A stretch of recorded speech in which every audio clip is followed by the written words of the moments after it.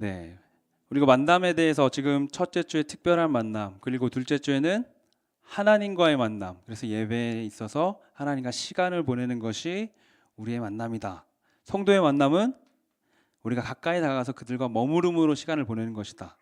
그래서 아마 여러 머무름들이 있었을 것 같아요. 근데 머무름들 하다 보면 되게 이상한 현상이 우리에게 벌어져요. 어떤 일일까요? 누구나 한 번쯤은 약간 그런 경험이 있을 것 같아요. 내가 가서 호의를 베풀었는데 그게 어떻게 돼요? 그게 아무도 모른단 말이야. 그게 권리인 줄 안다. 뭐 그런 말 들어보셨죠? 네.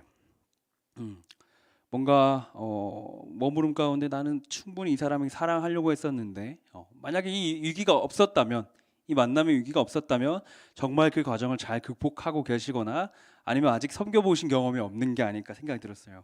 그래서 오늘의 메시지는 아직 섬김의 자리에 머물러 보지 못한 분들에겐 조금 먼 이야기일 수도 있겠다.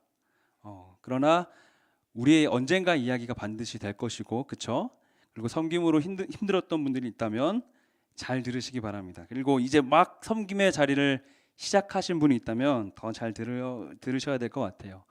저도 이 주제를 정하면 원래 제가 아내 앞에서 이거를 다 설교를 한번 하거든요. 우리 아내는 설교를 2번 들어요. 그래서 막 집에서 더 생동감 있게 막 그래서 어떻게 되는 거야 하면서 이렇게 하는데, 어제도 이제 가서 이제 또 그 시간이 찾아왔죠. 아내한테 가서 제가 섬김의 자리에서 혹시 있었던 위기가 있었습니까? 이렇게 우리 아내한테 물어봤어요. 그러니까 우리 아내가 그런 사람이 한 명 사실 있었다라고 얘기를 솔직하게 해주더라고요. 누구냐 하고 물어봤더니 자기가 아침마다 어떤 남자를 계속 깨워줘야 된대요. 그 사람은 스스로 일어날 생각이 없어 보인대요. 너무 마음 편하게 막 잠이 든다더라고요. 일어나 어차피 깨워주니까. 힘들게 아침에 또 깨우면은 막 잠결에 막 짜증을 낸대요. 제가 진짜 너무 힘들겠다. 그래서 응원해줬습니다. 네. 저희 그래도 저희 집은 네, 행복한데 그분이 문제라서. 네. 아마 이런 말 들어보셨죠? 아까 말했던 호의가 지속되면 뭐라고? 권리가 그게 당연한 권리인 줄 안다. 그래서 나의 머무름과 뭔가 섬김에서 나를 자기 종처럼 생각하면 어떡하지? 뭔가 이런 불안감이 우리에게 있을 수도 있을 것 같아요. 누군가가 우리의 섬김을 되게 당연하게 막 받아들여. 그때부터 우리 마음속에 위기가 시작이 되는 거죠. 약자와 함께하고 싶었던 나의 순수한 결단들이, 우리 마음들이 무너져 내렸을 때 우리는 무엇을 기억해야 할까? 오늘 본문에서는 제자들의 다툼이 나타납니다. 24절을 처음 시작하는 곳에서 누가 더 큰가에 대한 논쟁이 나타났어요. 여러분도 잘 아시다시피 제자들은 정치적인 메시아를 기다렸죠. 이들은 예수께서 장차 이스라엘의 왕으로 즉위하시면 로마의 압제로부터 자기들을 구원해 줄 뿐만이 아니라 예수를 열심히 따랐던 자신들에게도 중요한 직책이 부여될 거라고 믿었어요.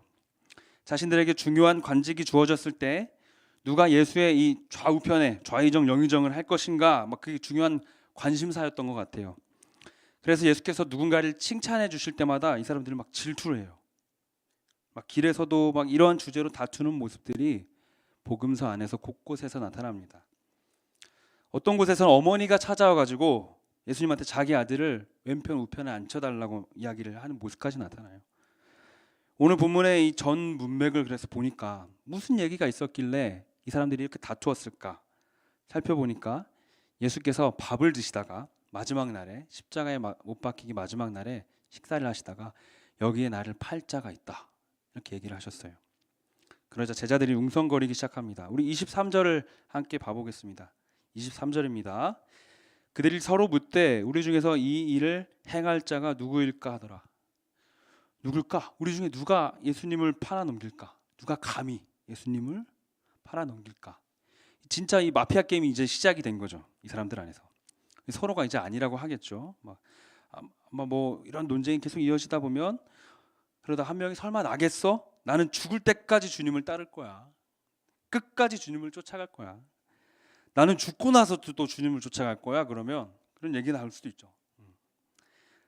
나는 사실 주님이 따로 고맙다고 뭐 이런 얘기도 해주셨어. 막 나는 뭘 더 주님이나 친밀해, 이런 이야기들이 아마 이들 가운데 오갔을 것 같아요. 그래서 결국 다툼으로 이어져 갑니다. 이 대화가 마무리된 시점에 잠시 후에 예수님이 체포되시죠. 그리고 십자가에 못 박히십니다. 이 모든 전개를 아시는 예수님의 마음이 어땠을까?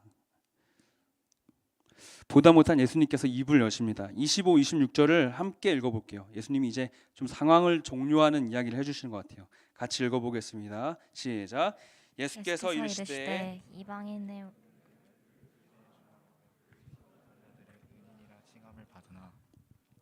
그렇지 않을지니 너희 중에 큰 자는 다스리는 자는 섬기는 자와 같을지니라.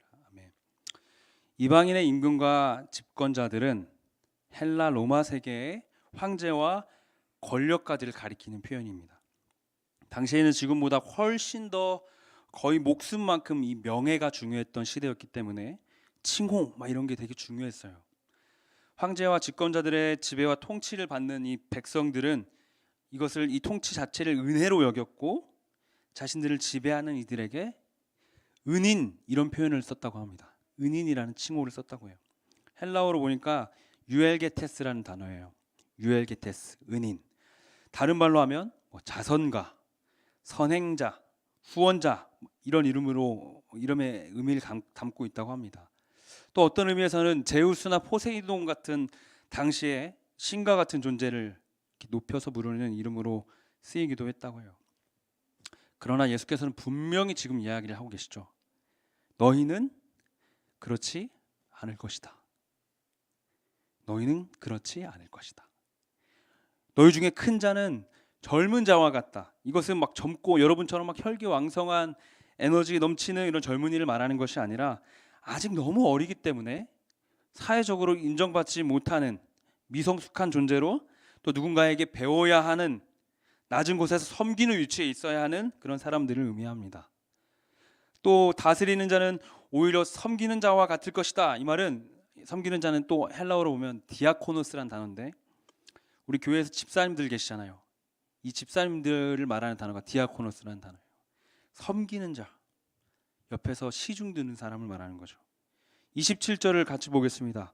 앉아서 먹는 자가 크냐 섬기는 자가 크냐 앉아서 먹는 자가 아니냐 그러나 나는 섬기는 자로 너희 중에 있노라. 우리 식당에 가면 식당에서 앉아있는 분 그리고 와서 음식을 주문받고 서빙을 해주시는 분 누가 더 높다 낮다는 현대적 개념에 맞진 않겠지만 누가 지금 서비스를 받고 있어요?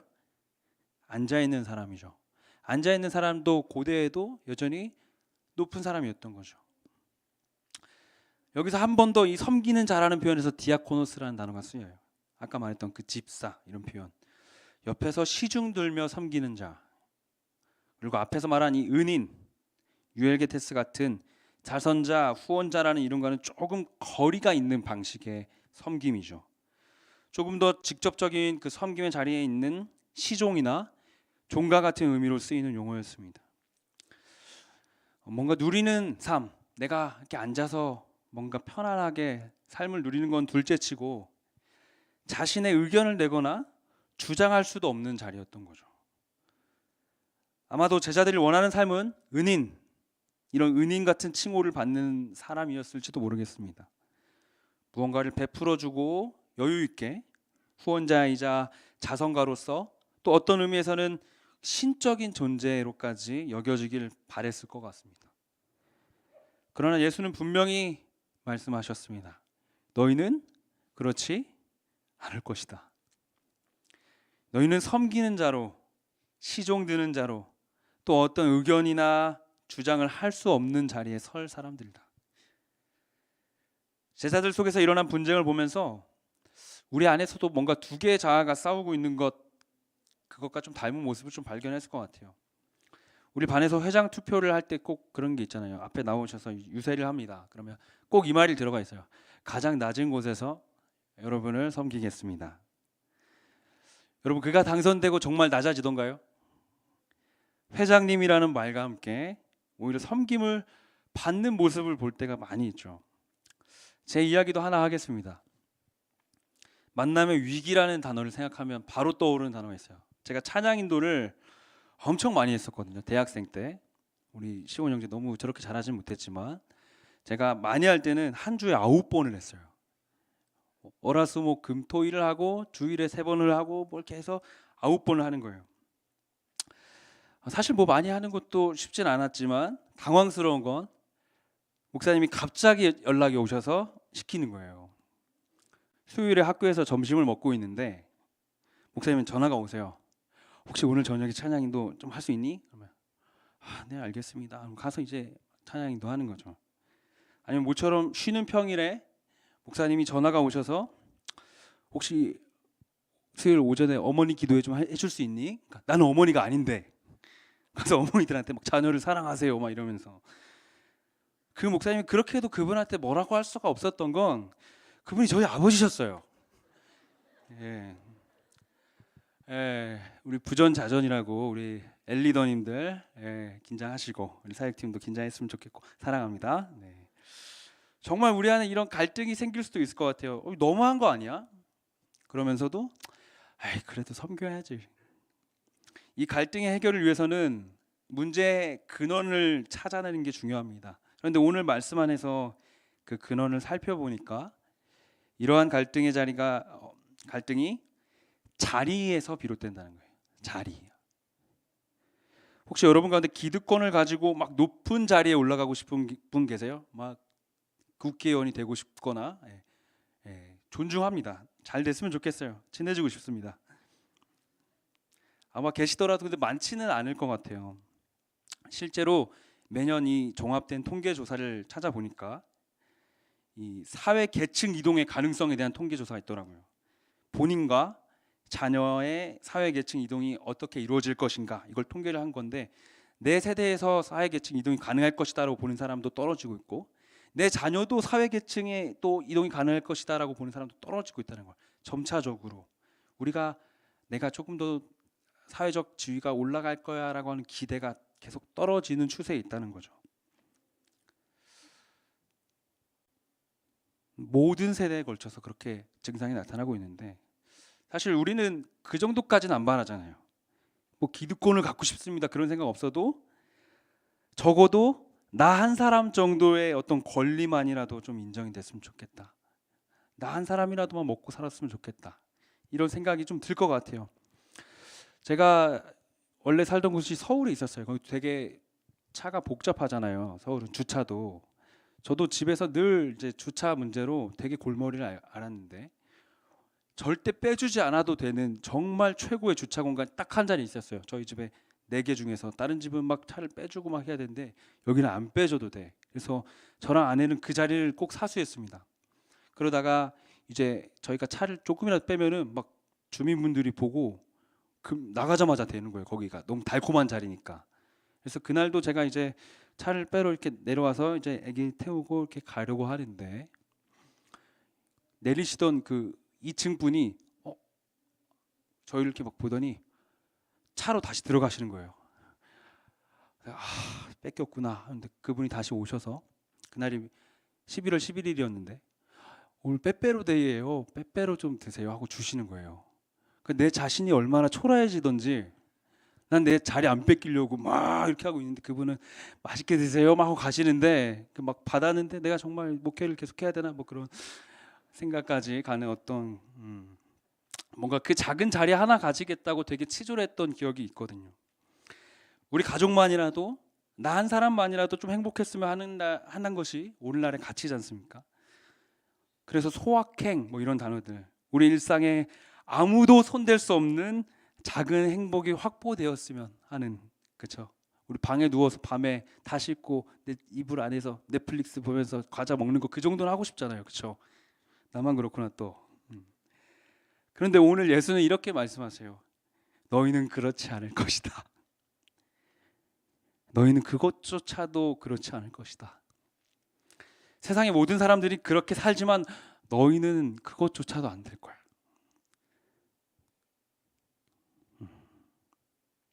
너는 그 자리에 앉지 않을 거야. 너는 다른 사람에게 계속해서 시종을 드는 자리에 서 있어야 한다. 예수는 우리가 무엇도 기대할 수 없는 자리로 계속해서 이끌어 가십니다. 타인은 지옥이다라는 말 들어보셨어요? 웹툰 말고 이게 되게 유명한 사르트르라고 하는 철학자가 한 말이래요. 이 사람의 희곡 닫힌 방 악마와 선한 신이라는 희곡에서 처음 등장한 표현인데, 그가 말하기를 우리라는 사람은, 나라는 사람은 날마다 바뀌고 흔들리는 존재인데 타인에 의해서 고정된다라고 말을 해요. 예를 들어서 빵을 훔친 아이는 이제 그 당시에는 빵을 훔칠 수 있지만 점점 이 아이가 성숙해져 가면 얼마든지 바뀔 수 있죠. 좋은 사람으로 바뀌어갈 수 있는데 빵집 주인에게 그 아이는 도둑이에요. 그냥 계속해서 도둑이죠. 그 아이는 변해갈 수 있고 흔들릴 수 있지만 빵집 주인, 타자인 그의 시선에서 그 아이는 그냥 도둑으로 고정되는 것입니다. 이게 타인으로부터 오는, 그래서 계속 지속된 고정이 우리를 지옥으로 이끌어간다. 그가 이렇게 말을 했던 것이죠. 우리의 존재에 대한 많은 판단들이 외부의 타인으로부터 결정이 됩니다. 실제로. 그러면서도 사르트르가 맺는 결론은 이와 같습니다. 타인은 우리에게 지옥이지만 우리 자신을 이해하는데 분명한 역할을 한다. 타인은 우리에게 지옥이지만, 나를 고정하는 지옥이지만 우리 자신을 이해하는데 분명한 역할을 하죠. 그리고 또 한 가지, 그러나 사랑에 대한 즐거움은 우리 자신의 정당함으로부터 비롯된다. 외부로부터 자기를 인식한, 난 도둑이지만 이제는 다른 사람으로 되어가고 있어라는 자기 인식에 도움이 된다는 거예요. 너무 어려운 말이죠. 어찌됐건 그는 지옥과도 같은 타인의 삶에서 자유로울 수 있는 방법을 제시한 겁니다. 저는 이 부분이 너무나 동의가 됐어요. 사랑에 대한 즐거움은 우리 자신의 정당함으로부터 비롯된다. 사랑에 대한 즐거움은 우리 자신의 정당함으로부터 비롯된다. 사랑하는 청년 여러분, 여러분의 섬김은 예수가 말씀하시는 가장 정당하고 고귀한 가치임을 확신하시길 바랍니다. 아멘. 우리 27절은 분명히 이렇게 말하고 있어요. 앉아서 먹는 자가 크냐, 섬기는 자가 크냐, 앉아서 먹는 자가 아니냐. 그러나 나는 섬기는 자로 너희 중에 있다. 나는 섬기는 자로 너희 중에 있다. 감추어지고 존경받지 않는 것을 즐거워해라. 칭찬이 없는 것에 만족해라. 업신여김을 당하거나 제대로 인정받지 못해도 괴로워할 필요 없다. 너의 정당한 섬김으로부터 사랑의 즐거움을 맛봐라. 그게 바로 네가 더 사랑하고 있다는 증거다. 우리 안에 계속 질문이 들 수 있습니다. 섬김은 결국 우리를 또 다시 압제하는 것 아닙니까? 우리는 자유가 없는 것 아닙니까? 우리 종교개혁자였던 마틴 루터가 이런 말을 했어요.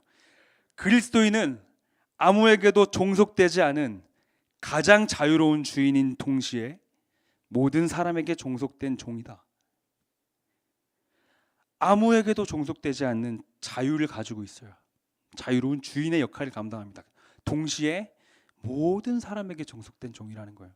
이 말씀을 너무 잘 정리해주고 있죠. 우리가 잊지 말아야 할 대전제가 있습니다. 섬김에 있어서. 그것은 우리가 다스리는 자라는 거예요. 자유로운 주인이라는 거예요.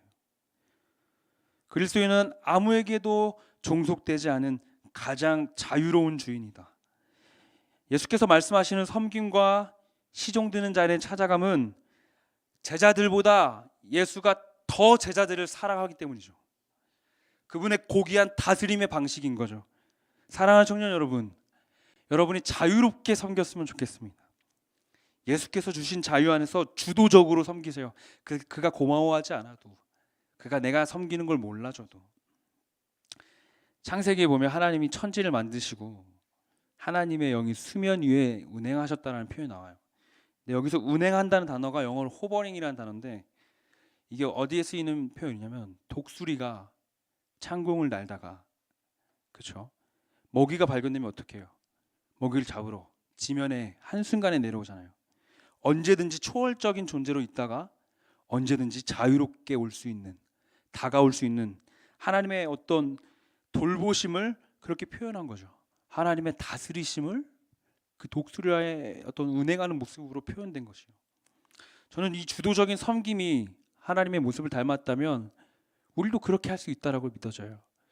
너무도 자유롭지만 너무도 가까이 가고 너무도 섬길 수 있는. 아까도 처음에 얘기했지만 혹시 여기 오늘 지금껏 조금도 그런 갈등을 느끼지 못한 분이 계시다면 두 가지라고 했죠. 갈등에서 이미 자유롭게 만남을 이어가고 섬김을 이어가고 있거나 갈등을 겪을 만큼 사랑해 보지 못했거나. 저는 여러분 모두에게 이것을 추천하고 싶습니다. 작은 섬김부터 우리가 시작했으면 좋겠어요. 작은 섬김부터. 저에게 매일 이 물을 가져다 주시는 분이 있잖아요. 이 무거운 탁자를 가져다 주시고 정말 작은 섬김이군. 여러분 누가 있는지 아세요? 모르시죠? 얼마나 작은 섬김이에요. 아무도 모르는 숨은 섬김, 작은 섬김. 어떤 신학자는 섬김이 교만에 대한 가장 치명적인 공격이라고 말했어요. 섬기는 방식이 교만을 가장 치명적으로 공격하는 거래요. 섬김의 작은 기회는 날마다 우리를 향해 다가올 것입니다. 그래서 예수는 제자들의 발을 씻겨주신 거예요. 아무도 하지 않고 그렇게 냄새나는데도 아무도 움직이지 않고 있을 때 예수가 수건을 두르신 거죠. 여러분이 할 수 있는 가장 작은 일부터 시작했으면 좋겠습니다. 가능하다면 아무도 하지 않는 그 일 말입니다. 오늘 모임을 마치고 돌아가는 자리에서 주변을 돌아보면서 의자를 맞췄으면 좋겠어요. 사역팀의 일다라고 여겨졌던 그 일 이제 나의 주도적인 일이 되는 거죠. 제가 청년 시절에 교회 아침 8시에 갔어요. 첫 설교 때 말했던 저랑 아내랑 만났던 장소 있잖아요. 진짜 추웠거든요. 통유리라서. 거기에 아침 8시에 가면 무슨 일이 벌어지고 있냐면 늘 난로가 켜져 있어요. 그 엄청 그 밖에서 쓰는 뜨거운 난로 아시죠? 그게 늘 켜져 있어요. 그 일을 누가 했는지 3년이 지나서 알았어요. 아무도 알지 못하게 혼자 7시 반 이렇게 와서 난로를 켜는 거예요. 기름이 없으면 기름을 퍼와가지고 기름을 넣고 뭔가 그 난로의 온도보다 그 마음의 따뜻함이 느껴지더라고요. 아무도 시키지 않았고 아무도 보고 있지 않았지만 더 사랑하고 싶었기 때문에 그는 그곳에서 그 누구보다 자신의 정당함으로 사랑의 즐거움을 누렸을 것입니다. 사랑하는 천정 여러분, 기억하십시오. 여러분이 손해보고 있는 것 같다고 느껴지는 시간이 온다면, 여러분이 존중받지 못하고 여러분이 배려가 사랑받지 못한다고 느껴지는 시간이 온다면 지금 여러분이 더 사랑하고 있다는 증거예요. 지금 여러분이 더 사랑하고 있다는 증거다. 그리고 그 안에 성숙하고 고귀한 다스림이 있는 거죠. 우리 말씀을 정리하도록 하겠습니다. 앉아서 먹는 자가 크다. 그건 사실이다. 그러나 나는 서서 섬기는 자로 있겠다. 우리 주님의 말씀에 이어서 28, 30절은 이렇게 말을 하고 있어요. 우리 같이 한번 읽어볼까요? 28절부터 시작. 너희는 나의 모든 시험 중에 항상 나와 함께한 자들인즉 내 아버지께서 나라를 내게 맡기신 것 같이 나도 너희에게 맡겨 너희로 내 나라에 있어 내 상에서 먹고 마시며 또는 보좌에 앉아 이스라엘 12지파를 다스리게 하려 하노라. 너희가 어떤 사람들인지 아니? 너희는 모든 시험 중에서 지금 오늘 나와 떡을 떼는 이 자리까지 항상 나와 함께한 사람들이다. 하나님 아버지가 하나님의 나라를 나에게 맡기신 것처럼 나도 이제 너희에게 맡기고 싶다. 여기서 항상 함께했다는 것은 현재형 동사로 쓰였어요. 즉 마지막 날에 우리가 영원히 함께하게 될 하나님 나라 그 말씀도 맞지만 먼저 이미 오늘 이 땅에 도래한 하나님의 나라 가운데서 너희가 다스려야 할 영역이 있다. 너희는 다스리는 사람들이다. 더 사랑해야 할 책임이 있는 사람들이라고 말씀하시는 거죠. 내가 너희에게 맡겼다. 너희와 함께 더 없는 섬김의 자리에서 나의 방법으로 다스리자. 되게 감동적인 건 저희가 오늘 누가복음을 봤잖아요. 누가가 성경을 하나 더 썼어요. 사도행전을 썼어요. 사도행전 6장 2절을 보니까 이런 표현이 있더라고요. 예수의 제자들이 시중 드는 일이 너무 많아서 7 집사를 세웠다.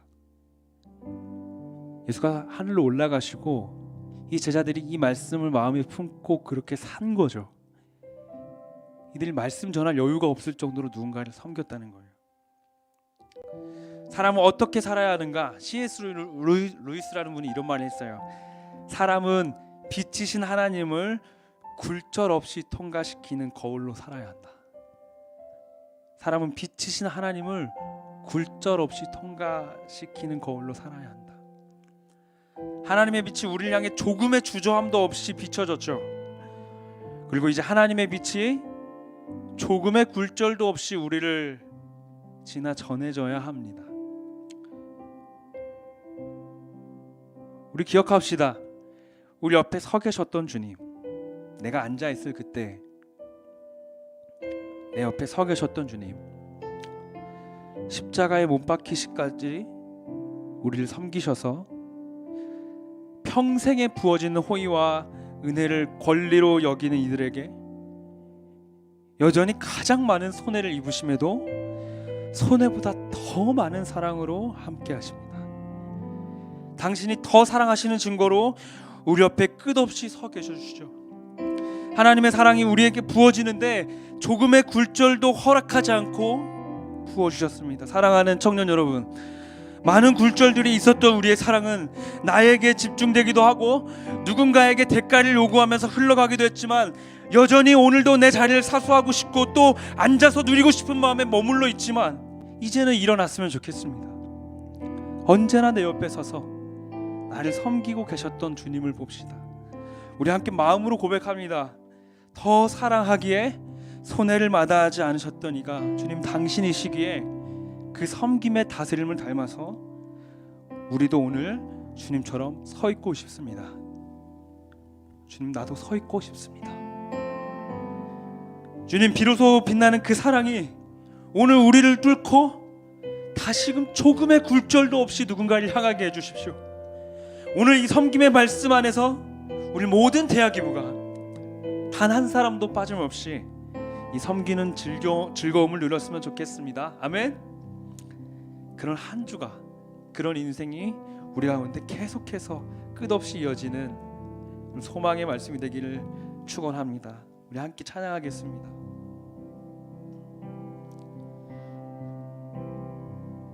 우리에게 주어졌던 그 복음은 우리를 잠시 서 있게 할 때도 있었던 것 같습니다. 그리고 지금도 서 있게 하고 있고요. 주님, 그 복음의 말씀 앞에 진짜 온전한 다스림이 무엇인지, 온전한 섬김이 무엇인지, 그리고 더 사랑하는 것이 무엇인지 다시 한번 오늘 우리에게 깨닫게 해주십시오. 그런 마음으로 함께 찬양하겠습니다. 많은 이들만 하고 많은 이들 노래는 하지만 정작 가진 않는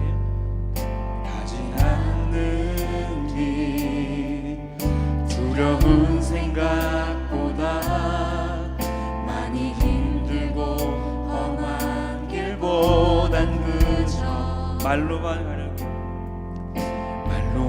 가려기에 점점 멀어져만 가네. 내게 사랑 점점 이용하려 하네. 점점 이용하려 하네. 내게 사랑 주었던 그 길. 다시 복음 앞에 내 영혼 선해. 주님 만날 나 다시 돌아가 주님께 예배 드리며 다시 십자가의 길 걸으리. 많은 이들 말하고 많은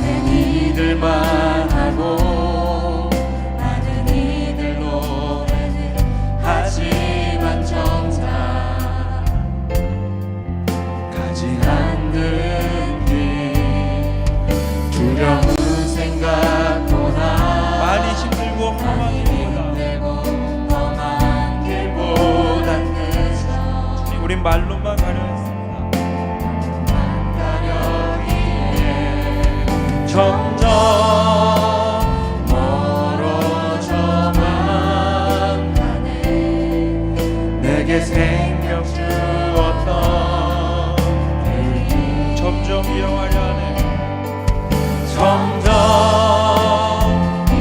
이용하려 내게 사랑 주었던 내게 사랑 주었던 그기 다시 복음 앞에 다시 복음 앞에 내 영혼 서해 주님 만나 그때 나 다시 돌아가 주님께 예배 드리며 다시 십자가에 다시 복음 앞에 우리 가슴에 손을 얹고 고백합니다. 다시 복음 앞에 내 영혼선에 주님을 만났던 그때로 돌아가 내가 다시 서고 싶네. 나 다시 돌아가 주님께 예배 드리며 다시 십자가에 한 번만 더 고백하겠습니다. 다시 복음 앞에 다시 복음 앞에 내 영혼선에 주님 만났던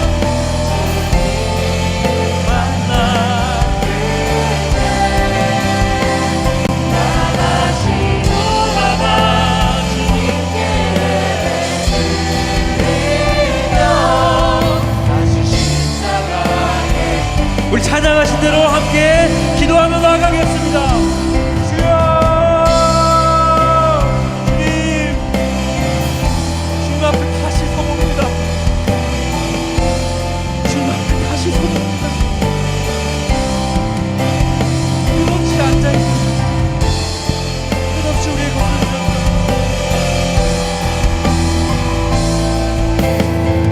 지금 우리 시간을 다 내려놓고 우리 다시 주님 앞에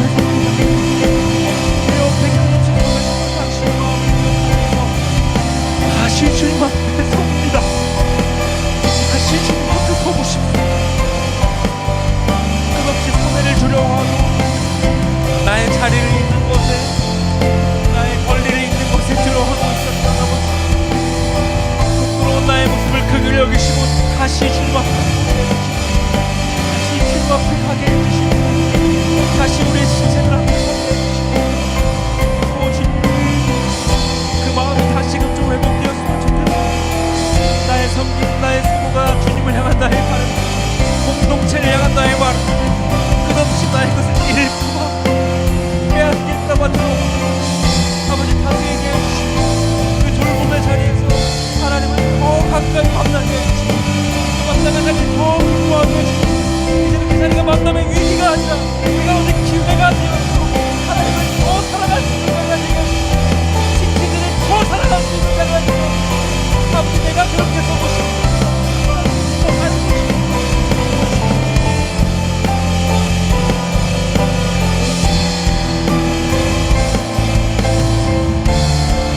우리 한 번 더 고백합니다. 다시 복음 앞에 다시 복음 앞에 내 영혼 선에 주님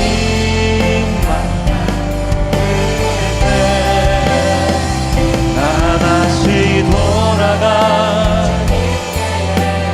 드리며 다시 십자가 우리 다시 일어나서 함께 고백하겠습니다.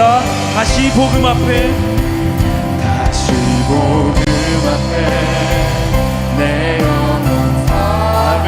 우리의 고백입니다. 주님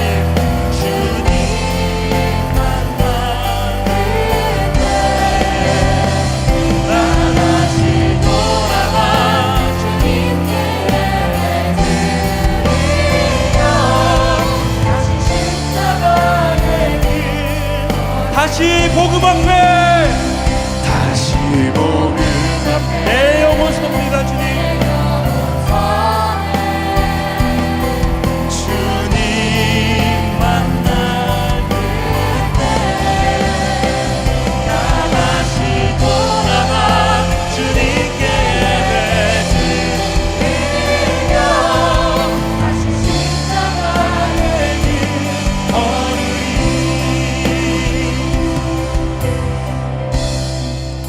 공동체가 좀 그런 공동체가 됐으면 좋겠습니다. 하나님, 주님을 더 가까이 가고 싶고 우리 함께하는 지체들과 또 이 세상의 약자들 가운데 우리가 더 가까이 갔으면 좋겠습니다. 그러다 문득 우리의 마음이 지치고 우리의 육신이 지치는 그날이 왔을 때 주님 힘 주십시오. 우리 옆에 끝없이 서 계시는 당신을 보게 해주십시오. 우리의 수많은 거절과 당연히 권리로 누려왔던 우리의 교만함들 심령 앞에 끝없이 호의로 서 계셨던 당신의 마음을 기억하게 해주십시오. 우리를 더 사랑하셨던 당신의 마음을 담게 해주십시오. 그래서 이 공동체 가운데 그 어느 누구도 그 만남의 자리에 위기를 위기라고 하지 않고 기회라고 말할 수 있게 해주십시오. 그 자리로 인해서 더 사랑할 수 있는 기회가 찾아온 것으로 여기게 해주십시오. 이 공동체에 있는 그 누구도 그 시간을 두려워하지 않게 해주십시오. 더 사랑할 수 있음에, 더 사랑할 수 있음에 우리 향해 빛처럼 부어주셨던 그 하나님의 사랑이 조금의 굴절도 없이 나아갈 수 있음에 기뻐하게 해주십시오. 끝없는 돌봄과 다스림의 자리에 나아가게 해주십시오. 다시 한번 주의 이름 부르시고 기도하며 나가겠습니다. 주여, 주여, 주여. 주님이 공동체는 우리의 지체들의 만남을 끝없는 사랑의 연결이 이어지는 곳입니다. 끝없이 사랑하는 곳입니다. 우리의 사랑은 당신을 통해 비롯되었고 당신을 통해 끝없이 부어져 왔기 때문에 우리도 굴절 없이 사랑하고 싶습니다. 우리도 깨끗하게 사랑하고 싶습니다. 나를 하나님의 간치에 태어나기로 없게 하시고 끝없이 옆에 서 계신 당신의 마음을 오늘 우리가 오늘도 동일하게 서 있어서 우리의 마음 가운데 이런 위기의 심정이 부어질 때마다 주님 당신의 복음 앞에 다시금 바로서서 다시금 주님의 이름을 붙잡고 다시금 서 계신 주님의 마음을 붙잡고 우리도 그 불편함 없는 사랑을 더 사랑하게 해주십시오. 더 사랑하게 해주십시오. 더 볼 수 있게 해주십시오. 오 주님, 오 주님 더 사랑하고 싶습니다. 주님 더 바라보고 싶습니다. 여전히 내 안에 남아있는 끝없이 날 향해 오는 교만들에 대해서 섬김의 마음으로 치명적인 것들을 던질 수 있는 그런 담대한 심령 우리 가운데 허락해 주십시오.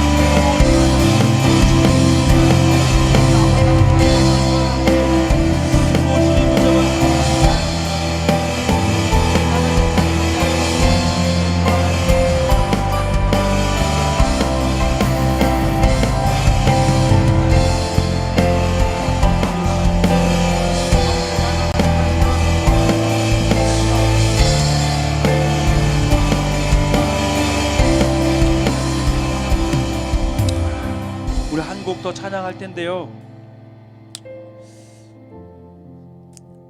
우리의 간구에도 불구하고 여전히 사실은 우리의 섬김의 수고의 자리에 참 풀어나가야 할 영역들이 많은 줄로 압니다. 많은 인내가 필요하고 또 많은 손해 속에서 그것을 품어나가야 하는 시간이 대단히 아프고 대단히 지칠 줄로 생각됩니다. 우리 주님께 그래서 더 구해야 될 것 같아요. 하나님, 내 힘으로 사랑할 수가 없습니다.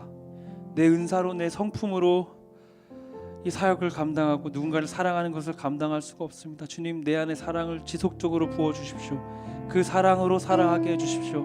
내가 바라보는 지체가 그냥 어떤 한 사람, 이곳에서 만난 누군가가 아니라 그리스도로 그를 보게 해주십시오. 그 너머에 있는 그리스도를 사랑하는 마음으로 끝없이 사랑할 수 있게 해주십시오. 주님, 우리는 더 사랑하고 싶습니다. 내 안에서 비롯된 이 정당한 섬김으로 사랑의 즐거움을 더 누리고 싶습니다. 그래서 손해가 기쁨이 되었으면 좋겠습니다. 우리의 인내가 주님 감사가 되었으면 좋겠습니다. 지체들을 그 섬기는 그 자리가 우리의 예배의 시작이 되게 해주십시오. 우리의 예배의 자리까지 나가게 해주십시오. 우리 같이 그런 고백으로 함께 찬양하며 나아가겠습니다. 다시 일어나 주를 예배함이 내 모든 기쁨이 되리. 그의 기쁨 되어 삶의 모든 순간을 주께 다 내어 드리리. 다시 일어나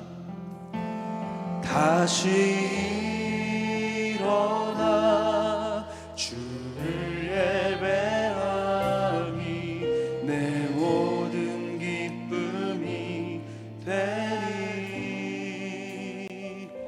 그의 기쁨 되어 삶의 모든 순간을 주께 다 내어드리. 다시 일어나 주를 예배하. 내 모든 기쁨이 됩니다. 주님 기쁨이 되리.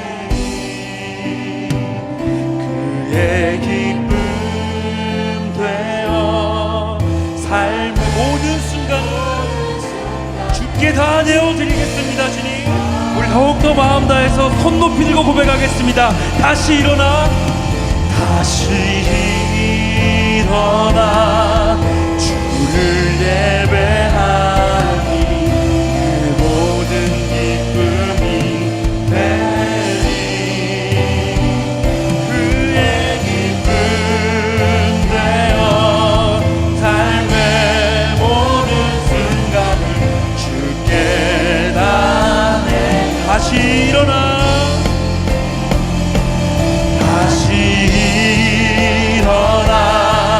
주를 예배하니 내 모든 기쁨이. 아멘. 우리의 찬양의 고백대로 역사해 주십시오. 기쁨 되어 삶의 모든 순간 우리 더욱더 마음을 다해서 우리의 전의를 다해서 목소리를 높여서 고백하겠습니다.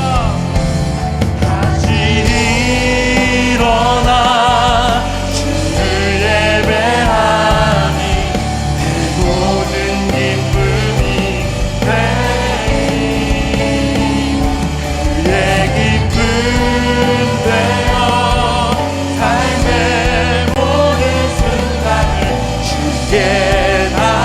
우리 마지막으로 다시 일어나 주를 예배하니 내 모든 기쁨이 되리. 아멘. 그의 기쁨 되어 삶의 모든 순간을 주께 다. 우리 함께 기도하겠습니다. 찬양의 고백대로 역사하여 주십시오. 우리는 이제 다시 일어나서 우리의 주를 예배하는 그 모든 자리가 우리 삶의 모든 기쁨이 될 것이고 주의 기쁨이 되고자 하는 그 삶의 모든 순간들을 주께 다 내어줬으면 좋겠습니다. 주께서 기뻐하시는 섬김의 역을 뒤로 세워줬으면 좋겠습니다. 더 인내함이 우리의 감사가 되게 해요 주십시오. 더 사랑함이 우리의 기쁨이 되게 해주십시오. 더 기다림이 우리의 온전한 돌봄이 되게 하시고 다스림이 되게 하시고 더 사랑함으로 말미암아 온전히 예배하게 해주십시오. 오직 우리 기대합니다. 주께서 우리에게 맡기신 그 나라를 다스리니 우리의 작은 섬김으로 우리의 숨은 섬김으로 보이지 않는 배려와 보이지 않는 사랑으로 시작될 것이고 완성될 줄로 믿습니다. 우리의 삶의 모든 순간순간 구석구석마다 우리에게 주어지는 모든 기회마다 하나님 우리가 하나도 놓치지 않고 더 사랑하고 더 아끼고 더 배려하고 더 기다릴 줄 아는 그런 믿음의 역사가 우리 모든 공동체 가운데 있게 해주십시오. 그것이 우리의 예배가 되게 해주십시오. 우리를 기대합니다. 우리 사모합니다. 함께 하신 것을 믿습니다.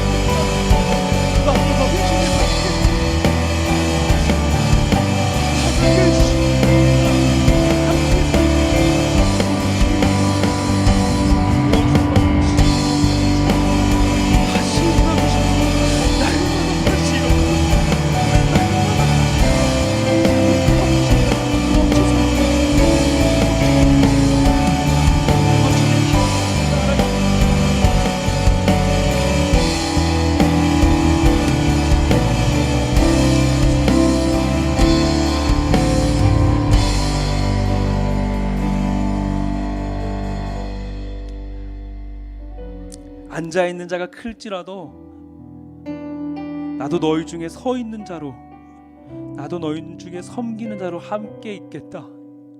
주님, 우리는 매일 다시 일어나고 싶습니다. 주님 함께 서 계신다는 그 말씀이 우리 가운데 있게 우리도 주님과 같이 서 있고 싶습니다. 주님을 외로이 홀로 두지 않게 해주십시오. 주님이 맡기신 그 자리에서 우리도 주님과 함께 서서 더 사랑할 수 있는 우리의 매일이 되게 해주십시오. 우리의 매 순간이 되게 해주십시오. 그 모든 자리가 예배의 기쁨이 되게 하시고, 정당한 순종의 기쁨이 되게 하시고, 정당한 섬김의 돌봄이 되게 하시고, 온전한 하나님 나라의 통치가 이루어지게 해주십시오. 그것이 우리의 예배입니다. 그것이 우리의 공동체입니다. 이 모든 고백들로 하나님 그렇게 영광 받으시고, 우리의 모든 실천들로, 우리의 모든 삶의 자리에서 우리의 말과 행동과 생각들로 하나님 그렇게 영광 받아 주십시오. 당신의 나라를 우리 가운데 더 보여주실 것을 기대하며 우리도 반기는 마음으로 나아가게 해주십시오. 그렇게 모든 것들 이루실 주님을 믿고 신뢰하며 우리가 영원히 함께 서 계신 우리 주 예수 그리스도의 이름으로 기도합니다. 아멘. 이제는 우리 주 예수 그리스도의 은혜와 하나님의 크신 사랑과 우리의 마음이 연약해질 때마다 우리를 붙잡으시는 성령의 교통하심이 이곳에 모여서 여전히 우리의 상황과 환경에도 불구하고 주님 옆에 같이 서 있고 싶다고 고백하는 우리 모든 주의 젊은 청년들 위해, 이들의 삶의 자리 위에 영원토록 함께 있을지어다. 아멘.